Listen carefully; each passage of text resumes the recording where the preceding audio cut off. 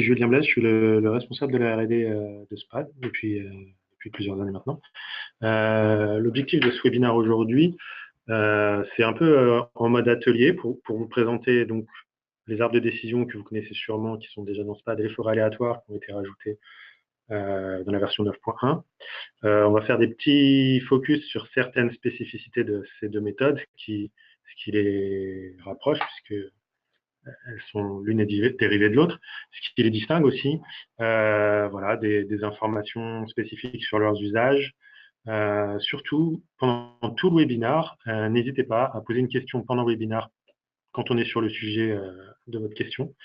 Voilà, Yasmina me transmettra la question directement en la répétant à haute voix, et donc j'y répondrai immédiatement. Voilà, c'est pas une présentation produit, quelque chose comme ça, c'est vraiment un atelier. Plus ce sera interactif avec vous et plus ce sera intéressant pour tout le monde. Voilà. Donc je vais commencer la présentation.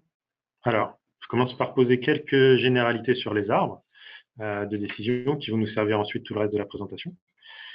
Donc, les arbres de décision, alors pour juste vous dire rapidement comment ça fonctionne, c'est une méthode qui est prédictive déjà, qui peut servir à faire de la classification, donc une cible nominale, ou de la régression, avec une variable cible continue. Elle peut prendre un très grand nombre de variables explicatives, qui peuvent être elles aussi continues ou nominales. L'objectif est de découper la population avec les règles les plus pertinentes possibles pour obtenir un arbre le plus pur possible. Donc, je vais tout de suite passer déjà dans SPAD pour vous montrer à quoi ressemble un arbre. Voilà, donc ça c'était, j'en prends un au hasard, hein, quel que soit l'arbre. Voilà, donc ça c'est la vue SPAD. Je ne sais pas si tout le monde la connaît. L'objectif ici n'est pas de vous présenter la vue SPAD. Ça c'est. Voilà, donc un arbre, ça se compose en général comme ça. On part de la population totale et à chaque split, ici, à chaque découpage, on trouve la variable la plus pertinente pour découper. Donc, qu'est-ce que c'est que la variable? D'accord. Qu'est-ce que c'est que la variable la plus pertinente? Donc, en général, il y a un score de qualité qui est différent suivant l'algorithme qu'on choisit. Et on commence à découper la population. Et ensuite, ici, on n'a plus qu'une partie et là, l'autre partie. Et de proche en proche, on finit par essayer de trouver ce qu'on appelle des segments purs ou quasi purs, comme ceci. Voilà, où on a 92% de modalité 0 et celui-là, par exemple, on a 86% de modalité 1. Donc, c'est ce qui va nous permettre, quand on va réappliquer le modèle, de suivre l'arbre pour que l'individu qu'on cherche à prédire se retrouve dans une feuille et donc on puisse dire avec 86% de chances que ce soit un individu de la classe 1. Donc voilà, c'est le principe. Je vais retourner sur la présentation.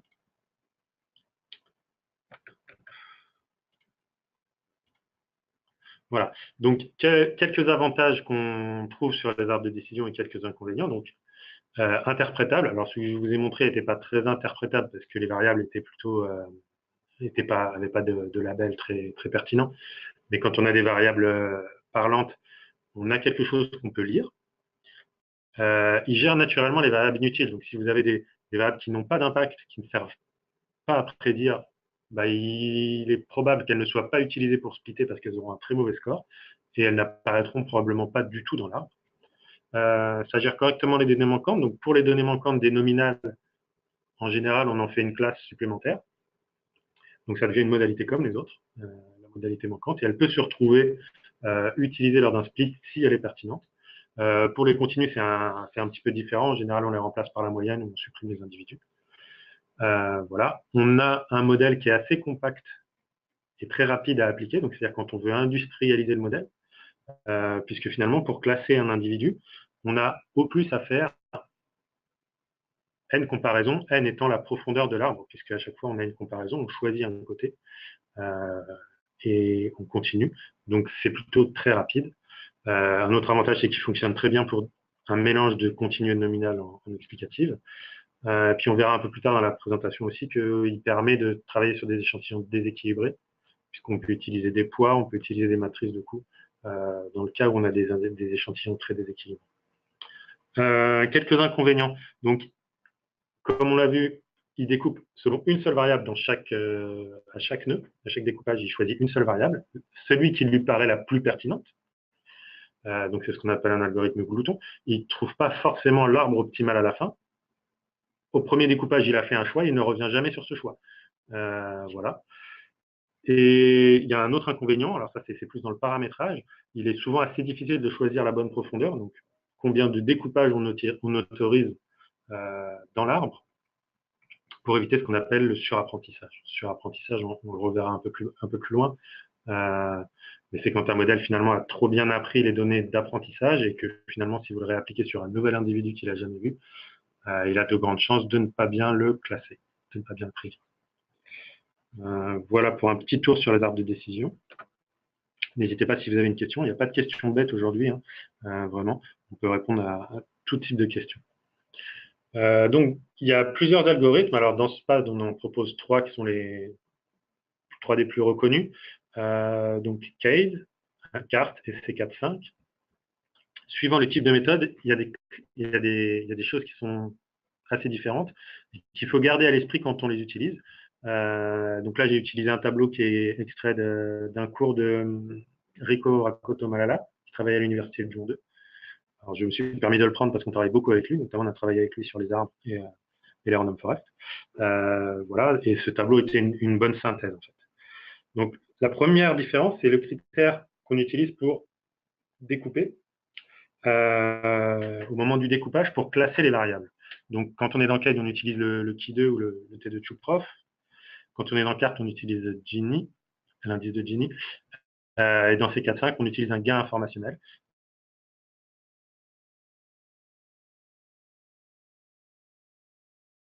On peut retrouver donc assez souvent, quand on passe de CADE à CART, des variables qui étaient très proches sur le Ki2. Il y en a une qui passe devant l'autre dans le Gini. Donc, ça peut vous générer des arbres très différents dès le début, alors que finalement, vous avez l'impression d'avoir juste changé la méthode. On verra ensuite les autres différences. Le critère de découpage est assez important. Donc, il y a une autre différence qui est le regroupement des modalités. Quand on a des nominales, comment est-ce que sont faits les découpages? Donc, pour CADE, il y a une optimalité, il y a un optimum qui est recherché, et on va tester normalement tous les regroupements possibles de modalités, même si ça peut être très long, et on va calculer quels sont les découpages optimaux. Donc, il y a des heuristiques implémentées pour accélérer ça quand il y a beaucoup de nominales, mais il faut garder à l'esprit que dans ce cas-là, ça prend du temps. CART est beaucoup plus simple dans ses découpages, il n'autorise que des découpages binaires. Donc, on va essayer tous les groupes coupés en 2 de modalités. Ça fait beaucoup moins de tests. C'est aussi un élément qu'il faut garder à l'esprit que CART découpe en binaire, parce que ça fait des arbres beaucoup plus profonds, puisqu'à chaque fois, vous découpez en 2. Donc, pour obtenir, par exemple, un même découpage optimal qui aurait été trouvé par CADE, qui découpe finalement en 4 groupes, CART, il est obligé de découper 2 fois et ensuite 2 fois. Donc, ça fait tout de suite des arbres un peu plus profonds. Dans C4-5, c'est beaucoup plus simple, c'est une modalité par feuille. Alors là, on a aussi un petit problème, c'est que souvent, on a des feuilles qui méritaient d'être regroupées ensemble et qui ne le sont pas. C'est plutôt embêtant. On verra plus loin dans la présentation des exemples de ces découpages. Derrière, on a l'élagage, donc je ne vais pas rentrer trop dans le détail non plus sur l'élagage, sauf si vous avez des questions. L'élagage, ça veut dire qu'une fois qu'on a construit l'arbre, et qu'il est potentiellement assez profond, on va commencer à rechercher un arbre plus stable et moins profond en supprimant des feuilles et en supprimant des morceaux de feuilles. Donc, pour CADE, il y a un pré-élagage avec le critère du Ki2, donc c'est-à-dire que la feuille n'est même pas construite. Pour CART, il y a un post-élagage qui utilise un échantillon spécifique sur lequel on teste, qui n'est pas utilisé par l'apprentissage, et qu'on utilise vraiment pour tester la qualité de l'arbre pendant sa construction. Et pour ces 4-5, on a un post-élagage avec une estimation pessimiste des valeurs. Alors, après, on a des lignes assez simples qui sont dans quel cas sont recommandées à l'algorithme et dans quel cas ils ne sont pas recommandés. Donc, CADE est plutôt recommandé dans une phase exploratoire, donc quand vous avez du temps. parce qu'il va vous faire un arbre potentiellement plus complexe, notamment si vous avez des modalités. Il marche aussi très bien quand vous avez des gros volumes. Carte est très performant sur l'acclassement et il est surtout très simple à comprendre et à suivre, puisque des découpages binaires sont beaucoup plus simples à suivre.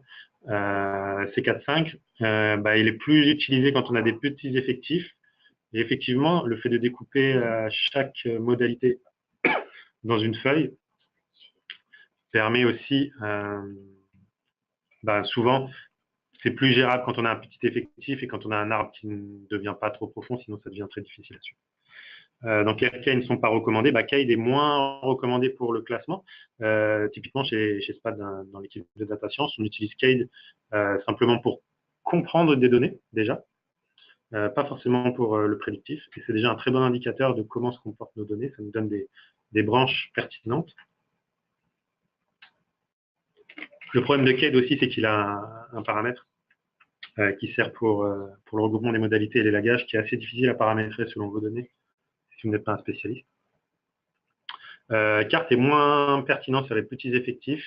Et donc, comme je l'ai déjà dit plusieurs fois, la binarisation, c'est pas toujours approprié, notamment sur des nominales qui ont beaucoup de modalités. C4-5, son problème, c'est que si on a un très grand volume, le post-élagage avec une estimation pessimiste est aussi assez dur à paramétrer et induit des problèmes de performance. Voilà, donc on va se focaliser un petit peu, à moins que vous ayez des questions déjà, n'hésitez pas à les poser. On va se focaliser sur des choix de paramètres dans les arbres, qui sont la profondeur et les effectifs minimaux dans les feuilles. L'objectif de ces paramètres. Donc, comme on l'a vu, l'arbre, il grandit selon l'algorithme, il continue de grandir. On a quand même un objectif, c'est de limiter la taille de l'arbre, parce que plus l'arbre grandit, plus il a un risque de surapprentissage, donc d'avoir appris par cœur les données de départ et de rien savoir faire sur les données qu'on va lui présenter au futur, donc dans le prédictif.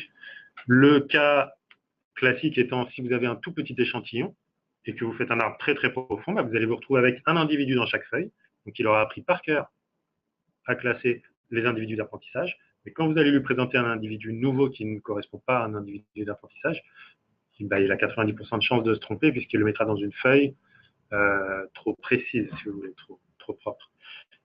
Donc la bonne façon de limiter la taille de l'arbre, c'est limiter la profondeur maximale de l'arbre, avec une valeur intrinsèque, et aussi utiliser les tailles minimum pour découper. Donc c'est-à-dire, je continue de découper ma feuille seulement si il me reste assez d'individus.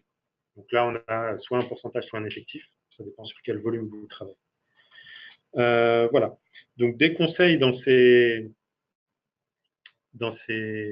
choix de paramètres. Il est assez intéressant, dès le départ, de mettre une profondeur assez grande, surtout si on utilise les lagages, quand on ne désactive pas les lagages. Parce que finalement, les lagages vont nous permettre de trouver une borne supérieure correcte à partir de laquelle on va commencer à réduire. Alors, on risque de surapprendre si on met une profondeur assez grande au début, mais on le sait, on part en le sachant. Donc, on va se retrouver avec une profondeur très grande, un arbre qui a probablement surappris, qui a été élagué et qu'on espère que ça a corrigé un peu ce surapprentissage. Et on se dit, voilà, j'ai trouvé par exemple que mon arbre à la fin, il a une profondeur de 40 maximum, ou quelque chose comme ça. Alors, pour le trouver dans SPAD, c'est assez simple. Hein. Vous l'avez ici. Quand vous ouvrez le rapport, je vais vous remettre le rapport sur le bon écran. Voilà. Quand vous ouvrez un rapport, ici, vous avez nombre maximum de niveaux, 15. Donc ça, c'est ce que moi j'avais paramétré. Je veux pas plus de 15 niveaux. Et en fait, après l'élagage, naturellement, il s'est arrêté à 12. Donc ce qui est pour moi un bon indicateur. Donc ces paramètres-là, ils sont ici dans dans l'onglet paramètres des arbres. Donc là, j'avais dit par exemple 10 arbres maximum, 10 niveaux maximum. Et j'avais dit qu'on continue à diviser un nœud s'il a au moins 5 individus à l'intérieur et qu'on accepte une feuille si elle a au moins un individu. Là, c'était vraiment un minimum. Et donc, comme vous voyez, on a effectif ou pourcentage. Je vais retourner à la présentation. Et on peut commencer par faire une recherche de profondeur maximum comme ça. Pour les deux autres paramètres qui sont le nombre d'individus pour découper. Si on a moins de 100 000 lignes, c'est pas mal de passer en effectif plutôt qu'en pourcentage. Ça évite un sous-apprentissage dû à un arrêt prématuré, puisque les valeurs par défaut d'arrêt de recherche d'une feuille pertinente, c'est 5% et 1%, je crois, sur 100 000. Bon, ça fait déjà beaucoup, mais en fait, ça découpe très vite et on se retrouve très vite avec des feuilles qu'ont presque plus personne. Donc, ça peut être bien de garder à l'esprit que quand on n'a pas assez de monde, on passe en effectif, comme là, je l'ai fait dans l'exemple que je vous ai montré. Voilà. Autre chose, gardez toujours à l'esprit la façon qu'ont les arbres de découper. Donc, c'est expliqué là. Carte a besoin d'un arbre plus profond, puisqu'il découpe binairement, c'est ce que j'ai dit tout à l'heure. Surtout quand il y a des nominales, vu qu'il va répéter des découpages pour trouver un découpage optimal, il a besoin d'un petit peu plus de profondeur que les autres. Voilà, donc là, je vous ai mis des graphiques, je vais vous les expliquer. Laissez-moi une seconde. Voilà, donc on a testé, je vais vous expliquer les courbes une par une pour que vous arriviez à suivre. Toutes les courbes d'apprentissage sont un pointillé, elles sont globalement au-dessus des autres. C'est attendu que sur l'échantillon d'apprentissage, l'algorithme soit meilleur. Les courbes pleines sont les courbes sur le test. À chaque fois, on a essayé de garder la même couleur. Et donc, par exemple, le bleu foncé, c'est quand on utilise carte avec des pourcentages pour arrêter les feuilles. Le bleu clair, c'est quand on utilise carte avec un effectif, donc un plus petit effectif pour pouvoir découper les feuilles un peu plus bas. Voilà, le vert, c'est Cade en pourcentage, le vert foncé, Cade en effectif. Après, j'ai du violet pour C4-5 en pourcentage et du rouge pour C4-5 en effectif. On ne va pas détailler toutes les courbes. Je vais juste vous expliquer quelques éléments de réponse. Donc, on voit que, alors, l'indice, c'est le pourcentage de bien classés. Simplement. Et là, c'est sur un jeu de données qui est celui que j'avais tout à l'heure dans mon...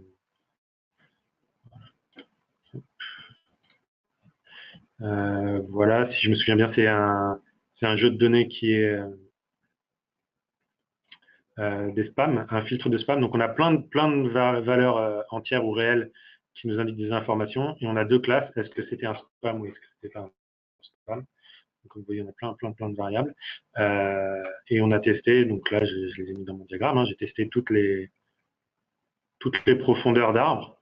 Après, je me suis arrêté quand finalement, par exemple, ce carte sur le pourcentage à 5 et 1, qui sont les valeurs par défaut, on n'avait plus de gain de prédiction au-delà. Je me suis arrêté à cet endroit-là. C'est pour ça que les courbes s'arrêtent. Donc, on va détailler ensemble quelques courbes, quelques-unes. Donc, on voit systématiquement que l'apprentissage monte assez rapidement. Par exemple ici, pour carte en effectif, alors que le test, lui, il va un peu plus se stagner. Donc, cette différence-là, on voit par exemple qu'au-delà de 7 comme profondeur, on a encore un peu de gain, mais il est beaucoup plus léger. On va dire jusqu'à 20, on peut avoir un petit peu de gain de pourcentage. Si je vous montrais les chiffres, vous verriez qu'on gagne 1 ou 2%. Donc, c'est là qu'on voit le surapprentissage. Donc, l'arbre a appris par cœur quelque chose, mais finalement, si vous lui présentez des nouveaux individus, il ne sera pas meilleur. On voit, par exemple, que C4-5, il va monter beaucoup plus doucement, et donc il va demander d'avoir des arbres un peu plus longs, un peu plus profonds, pour arriver à un taux de classement équivalent. On voit que Cade aussi monte un peu plus doucement que Carte. Il est à peu près entre les deux sur le test. Ce qu'on voit aussi, c'est que souvent les valeurs en pourcentage sont un peu plus basses que les effectifs. Alors là, c'est plus dû à mon dataset, qui avait peut-être pas assez d'individus pour que les effectifs soient pertinents. Voilà. Ce que je voudrais vous montrer maintenant, c'est les différences qu'il y a entre les arbres quand on se représente les arbres pour que vous puissiez bien les comprendre. Donc là, je vous présente un arbre carte, par exemple, où on avait dit profondeur 20 au maximum. Donc vous voyez que finalement, il est assez profond, mais c'est surtout une branche en particulier qui a fait un gain de profondeur très important. Et qu'on arrive à 93% de bien classé. Quand on a un carte et qu'on s'arrête à 7, on arrive à 80,24%. Donc finalement, on a coupé quasiment ici. Je ne sais pas si vous voyez ma souris ou pas. Oui. Donc on a coupé à peu près à hauteur-là,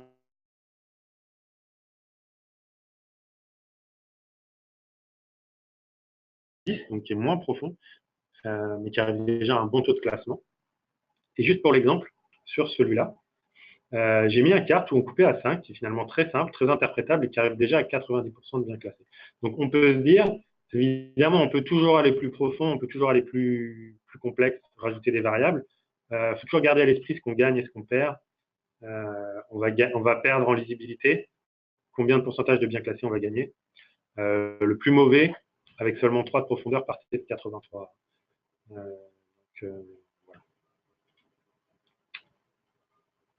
Voilà, on va passer à un second sujet, sauf si vous avez des questions déjà sur ces éléments-là.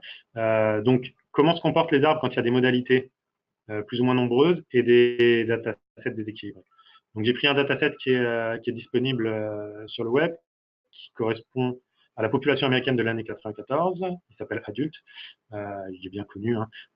On cherche à prédire si le revenu du foyer est à plus ou moins 50 000 $, mais on a une cible très déséquilibrée. Voilà, on a 76% qui sont en dessous et 24%, enfin très déséquilibré, un peu déséquilibré, on va dire. 76% qui sont en dessous et 24% qui sont au-dessus. On a 6 variables continues, 8 variables nominales en explicative. On a notamment une nominale qui contient 42 modalités. Donc, vous allez voir son effet. Mais ce n'est pas une variable ordinale. Hein. C'est le pays d'origine de la personne. Donc, on ne peut pas vraiment la considérer comme une ordinale. Une ordinale, je vous rappelle, c'est quand finalement on aurait l'âge en classe. Finalement, c'est une nominale, mais il a un ordre, il a un sens. Et dans ce cas-là, quand on a une ordinale dans un arbre de décision, ben, on ne va pas essayer tous les découpages. On va essayer de regrouper la 1 et la 2, et de l'autre côté la 3 et la 4. Mais on ne va jamais regrouper la 1 et la 4, qui seraient les jeunes et les vieux. Parce que on suppose que ça n'aurait pas de sens. Alors, je ne dis pas que c'est jamais bon hein, de regrouper une ordinale de façon la dernière classe et la première classe. Ça peut avoir du sens. Ça vaut la peine de tester. Mais quand on a une ordinale avec 42 modalités, tester tous les découpages, c'est très long. Donc, souvent, on la considère simplement ordinale et on ne teste pas tous les découpages. Là, dans notre dataset, ce n'est pas le cas. C'est malheureusement une vraie nominale qui correspond au pays d'origine. On aurait pu faire un regroupement. Ici, l'objectif n'est pas ce cas-là. Donc, je vais vous montrer, alors c'est plus sur le slide d'après, je vous en parlerai plus. Ici, on va parler du déséquilibre entre les deux modalités cibles. Donc, je vais vous remontrer dans ce pad, rapidement. Alors, je vais prendre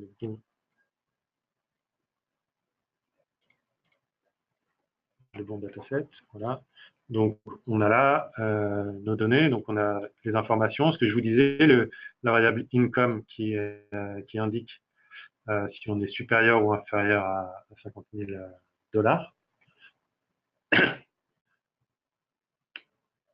Et ensuite, on va regarder rapidement ici. Je ne sais pas si vous voyez toujours bien. Voilà, donc comment ça s'appelle, les 76% et les 23% qui vont avec.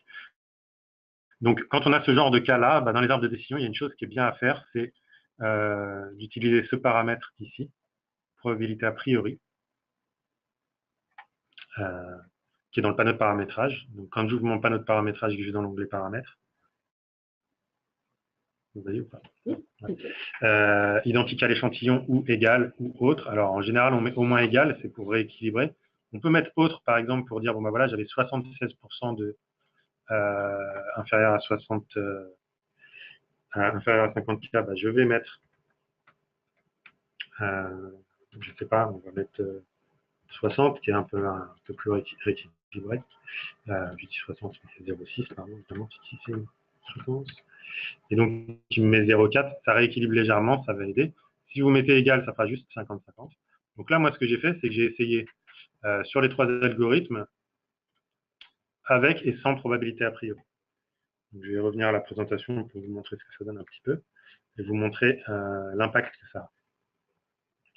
Donc, pour carte, par exemple, quand on était quand on était simplement sans toucher aux probabilités a priori. Le classement global, donc c'est-à-dire je regarde le pourcentage de bien classés, qu'ils soient dans le groupe des riches, on va dire, supérieur à 50 000 ou pas, je suis à 85% de bien classés, ce qui est plutôt bien. Ce qui est plutôt bien. Mais quand je regarde en particulier, quand je suis sur le groupe des riches, des supérieurs à 50 000, j'en ai trouvé que 60%. Donc si c'est ça ma cible, si c'est eux que je cherche à avoir, puisqu'ils sont plus durs à trouver, finalement, je n'ai pas un très bon taux de classement à 60%. Quand je travaille sur les probabilités a priori, je vais avoir un taux global de classement moins bon, mais je vais avoir un bien meilleur taux sur ceux que je recherche, donc les riches. Voilà, que ce soit pour Carte, pour C45 ou pour Cade. On voit qu'on arrive à gagner avec les probabilités a priori, on arrive à trouver la probabilité, la modalité qu'on cherche plus facilement. Donc, gardez à l'esprit quand vous avez un arbre déséquilibré que jouer avec les probabilités a priori, ça va vous permettre de mieux trouver votre cible. La cible étant souvent la modalité de poids faible, que ce soit dans de la détection de fraude, des choses comme ça, ou là, la détection de personnes particulières. Donc, un autre élément sur les caractéristiques des arbres, donc je l'ai fait toujours sur ce même dataset, c'est pour vous mettre un peu en lumière que les arbres sont construits complètement différemment. Là, c'est un tableau de synthèse qui dit, quand on fait travailler carte, combien on a de nœuds, donc combien on a de nœuds au total, combien on a de feuilles, c'est-à-dire les nœuds terminaux, quelle est la profondeur maximum trouvée, et combien de variables au final on a utilisées dans notre dataset. Donc, on voit qu'il y a quand même des chiffres assez différents. Dans carte, on n'a pas beaucoup de nœuds, alors c'est aussi à cause du découpage binaire. Dans C4.5, on a un nombre assez impressionnant de nœuds, je vais vous montrer pourquoi juste après dans un focus sur une partie de l'arbre. Dans Cade, on a un nombre de nœuds supérieur qui vaut le double de Carte, mais qui reste assez raisonnable, qui n'explose pas dans les 5000. Le nombre de feuilles, c'est pareil. Dans Carte, on a un nombre assez petit de feuilles terminales, toujours parce qu'on a découpé 2 à 2. Dans C4.5, on a énormément de feuilles à la fin. Dans Cade, on a un nombre plus raisonnable de feuilles. On voit que Carte et C4.5, ils ont mis une profondeur jusqu'à 30. Cade, avec son critère de pré-élagage et des regroupements un peu plus intelligents, il a réussi à s'arrêter à 16. Et le nombre de variables utilisées, on voit que Carte, comme il fait des découpages binaires, finalement, en arrivant à une profondeur de 30, il n'a pas utilisé toutes les variables explicatives qu'il était à sa disposition. Il s'est arrêté. Voilà. Je vais vous montrer un focus sur ce que c'est que la fusion des modalités dans Cade.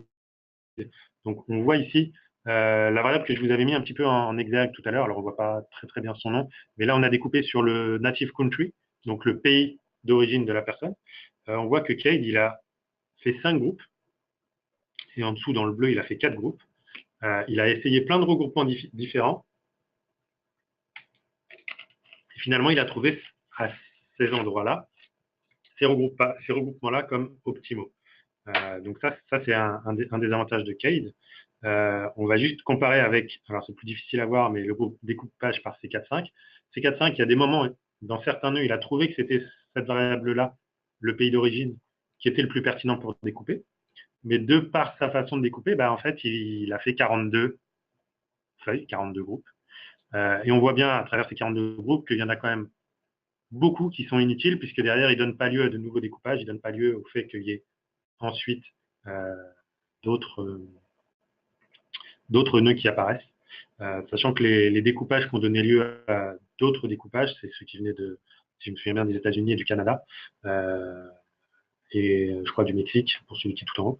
Voilà, les autres étant soit trop peu nombreux, soit pas pertinents, ils auraient peut-être dû être regroupés tous ensemble, mais c'est ce qui explique aussi ce qu'on avait tout à l'heure sur le nombre de feuilles qui est artificiellement augmenté quand on utilise ces 4. Voilà, donc je vais faire une petite synthèse rapide sur les arbres, comment ils fonctionnent. Donc, gardez à l'esprit de penser à changer la probabilité a priori quand vous n'arrivez pas à attraper la modalité qui vous intéresse, ou vous n'arrivez pas bien à attraper certaines modalités au milieu des autres. Dans le cas de variables avec un grand nombre de modalités, essayez Cade, c'est toujours une bonne approche. Si vous avez des variables avec beaucoup de modalités, essayez toujours de regarder si elles sont ordinales ou pas. Si elles sont ordinales, passez-les en ordinal. Et du coup, la plupart des algorithmes dans SPAD seront s'adapter à ça.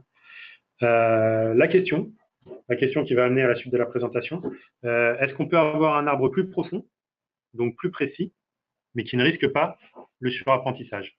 Alors, je vous donne un élément de réponse ici.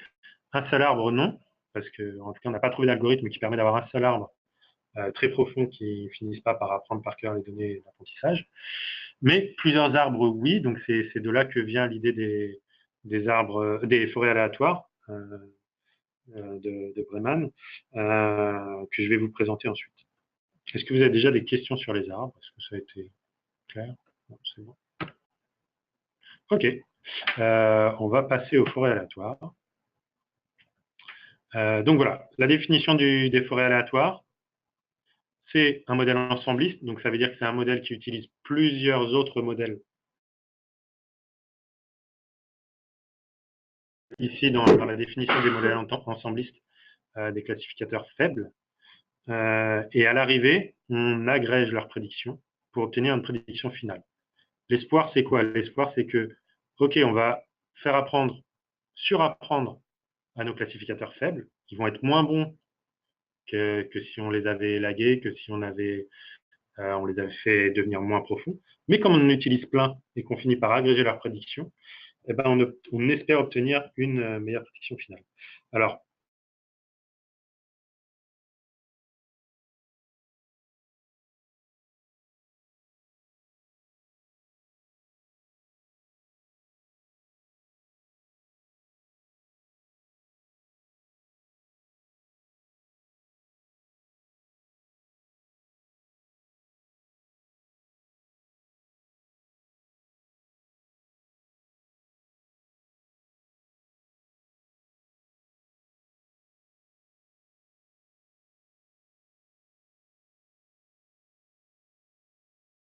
les random forests les forêts aléatoires sont plus efficaces que les arbres. C'est à cause du dilemme entre le biais et la variance.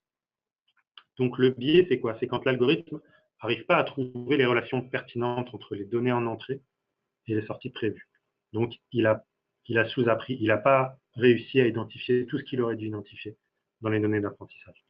La variance, c'est quand on est trop sensible aux petites fluctuations de l'échantillon d'apprentissage et qu'on surapprend. C'est-à-dire, on a appris des choses qui étaient dans l'échantillon d'apprentissage, mais qui ne sont pas généralisables. Et finalement, un algorithme prédictif, il est toujours un peu entre les deux. Soit il a un trop grand biais, soit il a une trop grande variance, et on essaye toujours de les équilibrer en fonction de notre objectif. Donc là, il y a les trois étapes. Au départ, on part avec un algorithme simple. Donc nous, dans notre propos des forêts aléatoires, notre algorithme simple, c'est les arbres de décision. On ajoute de l'aléa. L'aléa, il a tendance à augmenter le biais et augmenter la variance. On a fait plein d'arbres. Si on les gardait tels quels, chaque arbre, il a un plus grand biais et une plus grande variance parce que on l'a laissé, il a plus de variance parce qu'on l'a laissé apprendre beaucoup plus profondément. Et il a plus de biais parce qu'on ne lui a pas présenté toutes les variables d'origine. Donc finalement, il a un biais, il y a des choses qu'il n'a pas pu apprendre des variables d'origine parce qu'il y a certaines variables qu'on ne lui a pas présentées. Donc ça, c'est l'ajout d'aléas. Donc on voit si on s'arrêtait là, on a perdu sur les deux tableaux. Par contre, quand on va agréger les modèles entre eux, on va réduire la variance, mais la réduire très fortement. Et donc, en réduisant cette variance, on ne bouge pas vraiment le biais, on a toujours un biais assez fort, mais en réduisant cette variance, on obtient un meilleur modèle, un modèle plus équilibré. Donc, c'est ces deux étapes successives et l'effet qu'elles ont sur le biais et la variance qui font qu'on a derrière une forêt aléatoire plus efficace qu'un arbre d'origine, même si on l'avait très bien paramétré. Alors, ce n'est pas toujours le cas, on n'a pas toujours des random forests meilleurs que les arbres, et ça vaut la peine de tester souvent, surtout quand on tient compte de ces avantages. Donc, on réduit le surapprentissage pour gagner en précision, on est plus stable. Ce que je dis là, c'est aussi vrai pour d'autres méthodes ensemblistes, ce n'est pas vrai que pour les random forests. On gère beaucoup mieux un très grand nombre de variables. On donne naturellement, alors on va le voir plus tard, un indicateur d'importance sur les variables. Et on donne naturellement l'équivalent de la validation croisée. Donc vous avez la validation croisée dans les arbres de décision dans SPAD. Mais dans les random forest, il y a ce qu'on appelle le out of bag, que je vais vous expliquer maintenant en 2 mots. On fait un tirage bootstrap sur les individus, donc chaque arbre, on lui présente qu'un échantillon des individus, qu'une certaine partie pour chaque arbre. Et le out of bag, en fait, ça revient à dire, je vais présenter à l'arbre tous les individus qui n'ont pas servi à son apprentissage. Donc, comme j'ai pris par exemple 10% des individus pour chaque arbre, et ben, les 90 autres pourcents, je peux m'en servir pour faire l'équivalent d'une validation croisée, pour tester la qualité de cet arbre. Et donc finalement, naturellement, de par sa construction et de par le bootstrap sur les individus, les random forest donnent un indicateur de qualité équivalent à la validation croisée. Ces inconvénients, on a un temps de calcul plus long parce que, évidemment, on construit plein d'arbres. Alors, même si on utilise la parallélisation, mais même si vous avez 8 ou 10 ou 16 processeurs sur votre machine, quand on fait des random forest, souvent, on va jusqu'à 50, 100, 500, 1000 arbres. Évidemment, quand on construit autant d'arbres, on a beau les faire en parallèle, ça prend plus de temps. L'autre perte, c'est impossible à visualiser. Donc, si vous devez présenter vos travaux à quelqu'un pour rendre les choses pertinentes pour quelqu'un du marketing, pour quelqu'un un métier, etc., les random forest, vous ne pouvez pas. Hein, ça rentre dans les algorithmes boîte noire comme les réseaux de neurones, ces choses-là. Donc, c'est quand même un inconvénient. Un autre inconvénient, c'est que souvent, quand on fait un arbre de décision, c'est assez facile, relativement facile de faire des règles SQL pour implémenter l'application du modèle dans une base de données. Pour les random forest, on peut laisser tomber. Hein. On peut imaginer que ce soit possible, mais vous finissez avec tellement de règles que c'est extrêmement difficile. Et en plus, vous devez utiliser du transac SQL ou du code pour faire le vote ou l'agrégation. Voilà. Donc, si vous n'avez pas de questions, je vais passer sur les taux de classement. Donc, là, je vous ai mis sur les différents datasets qu'on a vus jusqu'à maintenant. Le gain entre le meilleur arbre qu'on avait trouvé, une forêt avec 50 arbres et une forêt avec 200 arbres. Donc, sur Spam, qui était quand même un dataset assez facile à classer, hein, ça fait rêver 94% de bien classé, mais Spam est connu comme étant un dataset quand même assez facile à apprendre. Donc, sur l'apprentissage, les arbres, ils étaient à 94, sur le test, ils sont à 93. On voit que les forêts, sur l'apprentissage, ils montrent à 99, ce qui est très, très bien. Sur le test, ils sont à 94, ce qui est mieux que les arbres, mais bon, il y a quand même un peu de surapprentissage sur les forêts, pardon. Sur les forêts à 200, on gagne encore un petit peu plus, hein, mais c'est du 0,2, que ce soit sur le test ou sur l'apprentissage.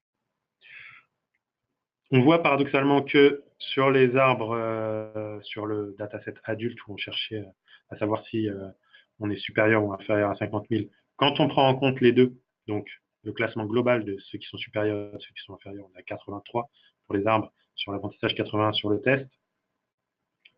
Et on voit qu'en fait, sur les random forest, on perd un peu en apprentissage et on gagne sur le test quand on a 50. La même chose quand on est à 200 et on perd un petit peu sur un arbre avec 200, sur une forêt avec 200 arbres. Alors on a analysé un petit peu, hein, mais c'est en partie parce qu'il y a trop peu de variables. On voit aussi que pour trouver uniquement la modalité d'intérêt, donc ceux qui sont riches, on a un gain avec les random forest assez important sur le test, même si on a une perte sur l'apprentissage. Voilà, un paramètre très important à garder à l'esprit quand on fait des forêts aléatoires, c'est le nombre d'arbres. Alors, comme je vous ai dit, on peut le monter, hein, on peut le monter très haut, on a fait des tests. Donc ces tests-là, ils ont été faits pas par moi, ça prend vraiment beaucoup de temps. Ils ont été faits par Jean-Baptiste Gardoulet, qui est un data scientist chez nous, qui m'a fait ce retour-là. Il a utilisé un autre dataset qui s'appelle Caravan Insurance Data, où il y a 6000 individus, 86 variables, donc beaucoup de variables, ça se prête bien aux forêts aléatoires. Il est encore plus déséquilibré que celui que je vous ai présenté. Donc, il n'y a que 6% de modalités cibles qu'on recherche. Et donc là, ce qu'on a fait, c'est qu'on n'a pas cherché le classement global, on a utilisé le rappel, qui est à quel point on arrive à bien classer cette cible, cette modalité cible, 6%, par rapport à tous ceux qu'on a classés comme vous. Voilà. Donc, on part avec 10 arbres, ou alors là, c'est simplement une catastrophe, hein, on classe très très mal. On est à 63 et quelques. Et on voit qu'au fur et à mesure qu'on augmente le nombre d'arbres, on arrive à classer de mieux en mieux. Donc, on peut dire que l'optimum, il était à 1000, mais on voit que dès qu'on arrive à 100 arbres, déjà, on a un assez bon indicateur de classement au-dessus de 70% et qu'on n'arrive pas vraiment à classer mieux. On voit aussi que quand on augmente vraiment trop le nombre d'arbres, bah, ça s'écroule. Ça s'écroule parce que finalement, on finit par modéliser trop de bruit, beaucoup de bruit, trop de variance dans ces cas-là. Donc voilà, gardez à l'esprit que quand on fait une forêt aléatoire, bah, on peut essayer jusqu'à 500 arbres, 1000 arbres. Ça prend du temps, surtout si on a un gros dataset. Si vous avez beaucoup de variables, vous pouvez continuer de monter. Sinon, un bon point de départ, c'est 100, 200 arbres. Et puis après, vous voyez, si 200 est meilleur que 100, bah, vous essayez de monter un peu plus. Sinon, vous essayez de descendre. Voilà. C'est ce qu'il faut garder un petit peu à l'esprit. Alors, il y a un autre paramètre. Je vais vous remontrer juste rapidement dans SPAD. Là, voilà. Dans le paramétrage des random forest. Alors, on va passer peut-être 2 minutes sur le paramétrage. Alors, c'est pareil, on a le nombre de niveaux de l'arbre. Dans une random forest, habituellement, on va mettre 0. Alors, par défaut dans Stat, si je me souviens bien, c'est 30. On n'a pas mis 0 parce que bah, sur certains datasets, si vous mettez 0 et que vous laissez grandir d'une très très grande profondeur, ça va mettre énormément de temps à calculer. Suivant vous, comment vous connaissez vos données, vous pouvez partir tout de suite avec 0. Attendez, je suis sur un arbre de décision. Hop, voilà, ça me paraissait bizarre. Voilà. Le premier paramètre tout en haut, c'est le nombre d'arbres. Après, c'est est-ce qu'on fait du bootstrap ou pas, la clé pour le bootstrap. Est-ce qu'on charge les données en mémoire, bah, je vous le conseille. Et après, ici, vous avez le choix au milieu, voilà, vous avez le choix du pourcentage, donc nombre de variables considérées à chaque découpage. Donc, dans les random forest, à chaque découpage d'un arbre, on va lui présenter qu'un certain nombre de mes variables de départ. Donc ici, j'en ai une quinzaine. Dans mon autre dataset, j'en avais 80. Donc, je vais choisir. Par défaut, on prend la racine carrée du nombre de variables. On peut prendre aussi le log. On peut toujours choisir d'en mettre toutes ou spécifier un nombre ou un pourcentage. Voilà. Ce paramètre-là est assez important. Donc, comme je vous disais, par défaut, dans les random forest, on met 0 sur le niveau de l'arbre pour ne pas limiter l'extension. Et on n'autorise pas les lagages. Voilà. Vous pouvez changer tous ces paramètres-là hein, dans SPAD. Vous pouvez aller très très loin dans le paramétrage. Vous pouvez même choisir si vous voulez faire autre chose que carte, faire du kite du C4-5 dans le random forest. Des fois, c'est pertinent. Donc voilà, ce paramètre très spécifique du nombre de variables considérées à chaque découpage, ça veut dire quoi? Ça veut dire que quand je cherche un candidat pour le meilleur découpage possible pour un nœud, combien je lui présente de variables?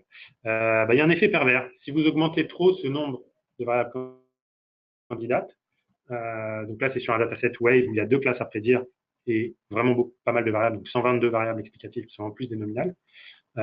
J'ai fait les tests avec 100 arbres en augmentant doucement le nombre de variables candidates. Et en fait, on voit qu'il y a un effet pervers. Au début, 5 ou 10, il n'y en a pas assez. 15 ou 20, ça va à peu près. Et quand je commence à en présenter 50, 70, 100 variables, finalement, mon apprentissage se casse la figure, mais même mon test et mon out of bag se casse la figure sur mon taux de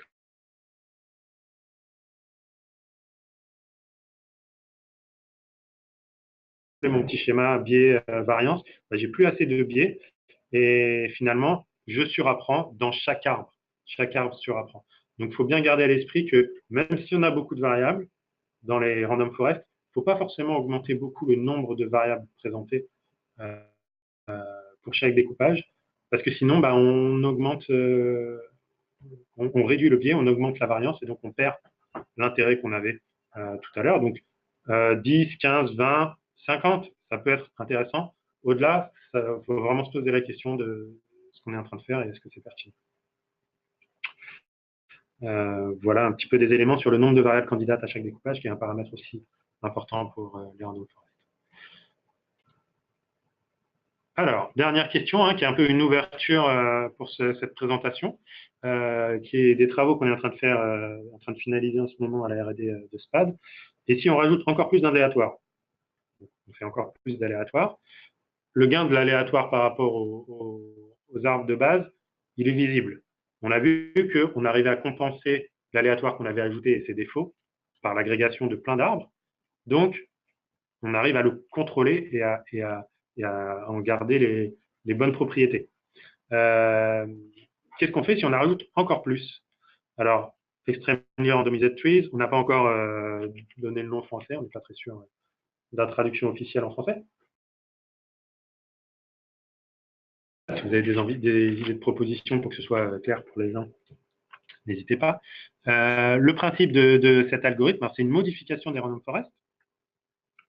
Le principe, c'est que finalement, quand on découpe une variable, par exemple quand on découpe une continue, quel que soit l'algorithme, CADE, carte, etc., il va chercher la meilleure variable pour découper. Quand on découpe une continue, on va essayer plein de seuils de continu. Quand on découpe une nominale, comme je vous disais tout à l'heure, on va essayer tous les regroupements possibles de nominales. Et ensuite, on va calculer le critère Gini qui de lien informationnel et on va comparer pour chaque variable pour trouver le meilleur découpage de la variable. Extremely Randomized Tree, il dit non, vous avez rajouté de l'aléatoire dans les random forest, allez encore plus loin et au lieu d'essayer tous les seuils possibles pour une continue ou tous les regroupements possibles pour une nominale, vous en tirez un au hasard. Alors, pourquoi c'est important? Pourquoi c'est intéressant? Parce qu'on passe quand même beaucoup de temps à chercher le découpage optimal de chaque variable dans chaque nœud. Et comme de toute façon, on a rajouté du hasard dans les random forest, est-ce que ce hasard-là, il a un effet négatif ou pas? Donc, on espère qu'il n'a pas un effet trop négatif. On espère même peut-être qu'on aura des modèles plus stables. On espère qu'on n'a pas une trop grosse perte de précision due à cet aléatoire. Donc, je ne sais pas si j'étais clair, hein, c'est assez technique. Je vais vous mettre un graphique d'arbre de décision pour vous expliquer, par exemple. Donc, ici, on découpait sur des continus. Donc, quand je suis dans ce nœud-là, pour ma variable 52, je peux zoomer, voilà, j'ai choisi de découper sur 0,394. Et donc, non, je vous dis une bêtise. Dans ce nœud-là, ces deux fils, ils découpent sur la variable 55, suivant s'ils sont inférieurs à 3,277 ou supérieurs. Ça, c'est la meilleure variable que j'ai trouvée, avec la meilleure qualité. J'ai trouvé la variable 55 très bien. Ce que proposent de faire les Extremely Randomized Trees, c'est de dire, OK, on a cherché à travers toutes les valeurs de la variable 55 pour trouver 3,277. Et on a fait la même chose pour la variable 57, qui était une candidate aussi, pour la variable 52, pour la variable 56. À chaque fois, on a cherché le meilleur découpage pour toutes ces variables-là. Et bien, au lieu de faire ça, on va juste tirer au hasard un découpage pour toutes les variables, calculer quand même la qualité pour ce découpage tiré au hasard, et prendre le meilleur découpage. Voilà. Donc, c'est ça un peu la différence. Qui est assez subtil, je pourrais.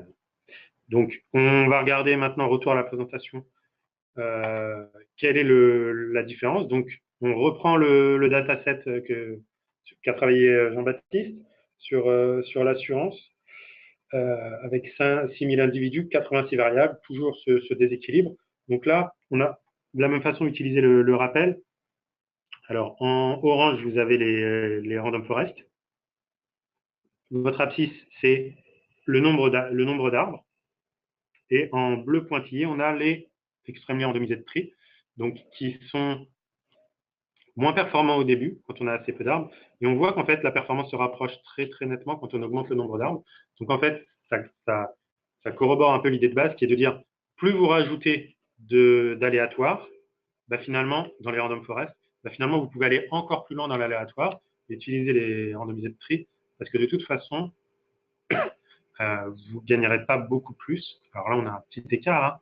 Hein. On l'a fait sur d'autres datasets dernièrement, où finalement, on se retrouve à avoir quasiment la même chose, les mêmes valeurs. Un autre avantage des randomized trees, c'est qu'ils vont beaucoup plus vite à calculer. Donc, quand on en arrive à des tailles d'arbres de 500 ou de 1000 et qu'on commence à rentrer dans des temps de calcul assez longs, elle va passer en randomized tree, fait que on passe moins de temps à attendre et on ne perd pas tant que ça en qualité sur pas mal de datasets. Comment ça se concrétise dans SPAD? Alors, c'est pour des gens qui auraient SPAD 9.1 et qui sont en bêta hein, pour l'instant, c'est que en bêta. S'il y en a qui veulent devenir bêta-test, n'hésitez pas à contacter Richard Usan, votre commercial, pour ça. Évidemment, j'ai cliqué sur un arbre de décision. Voilà, dans une random forest, comment ça se concrétise? Donc, c'est ici, vous avez simplement sélectionné aléatoirement les coupures dans la partie sélection de variables. Si vous mettez oui, bah, finalement, vous êtes en extrêmement randomisé de tri. Si vous mettez non, vous n'y êtes pas. Voilà. Donc, c'est assez simple. Hein. Pour nous, c'est un sous-ensemble des forêts aléatoires. Donc, je pense que ça restera comme ça. Ce ne sera pas une méthode en tant que telle. Mais c'est une option à garder en tête. Elle sera disponible dans une version future. On ne sait pas si on le mettra dans la 9.1 ou dans une 9.2. On va voir ça.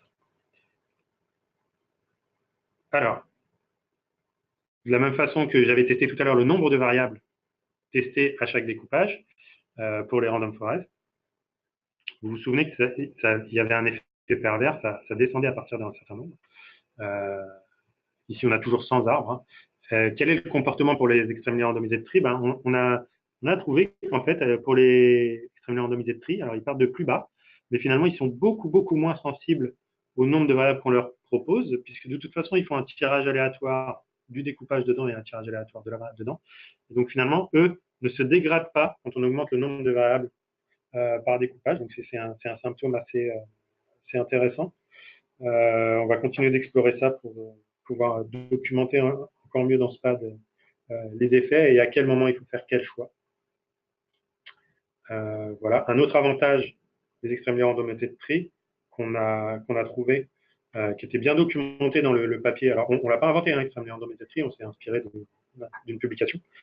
Dans la publication, ils avaient noté que sur le dataset WebForm, qui est de la détection de formes de vagues, hein, c'est pas forcément très spécifique, c'est assez spécifique, c'est pas forcément le cas de tout le monde, mais on a 3 classes de vagues, on a 40 variables plus ou moins britées, et il y a 2 datasets, un qui a les 40 variables et l'autre qui en a moins.